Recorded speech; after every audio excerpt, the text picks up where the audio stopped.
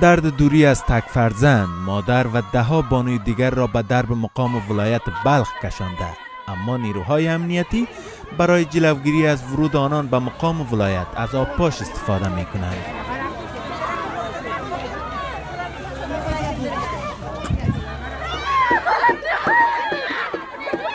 ما به خاطر عدالت جمع شدیم. ما میخواهیم که عبدالرؤوف ربوده شده که امروز 48 روز میشه که نیست دیگه، هیچ نمیفهمیم، خبر ازش نداریم، میخواهیم اما آزاد شود. اینجا ما خیمه میزنیم تا زمانی که طفل معصوم عبدالرؤوف جان به دست ما نیاید، تا او صورت ما اینجا هستیم.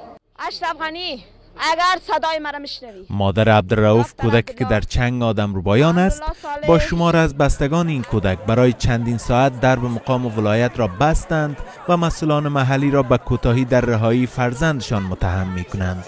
از اشرف غنی میخوایم فرزند مرا در 24 ساعت از هر جای کس پیدا کنه. ما به دان ولایت میشینم تا فرزند ما نگیرم. چشم اشرف غنی را، چشم دکتر عبدالله را، امرالله صالح را، مقامای بالا را دلار گرفته، دلار. از حال مردم خبر نداره. سپس والی بلخ خانواده عبدالرؤوف را به مقام ولایت اجازه می دهد و با آنها در این باره گفتگو می کند.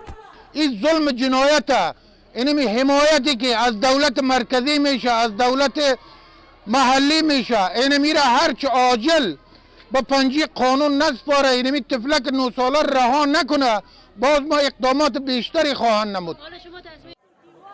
در همین حال فرماندهی پلیس بلخ از اجرای 14 عملیات نظامی برای رهایی عبدالرؤوف خبر می‌دهد و تاکید دارد که تا اکنون 5 تن در پیوند به این رویداد بازداشت شدند. ما تقریبا 2-3 نفر امنیت ملی و 1-2 نفر ما گرفتیم. تحقیقات جریان داره تا یک 30 یا 20% که ما بتوانیم یک سرنخ پیدا بکنیم. تقریبا 14 یا 13 عملیات ما اجرا کردیم به ارتباط، یک شهید یک زخمی هم داریم. نزدیک به 50 روز از ربوده شدن این کودک می‌گذرد، اما تا اکنون از رهایی وی خبر نیست. در کنار آن از ربوده شدن چندین تن دیگر نیز در روزهای پسین در بلخ گزارش شده است.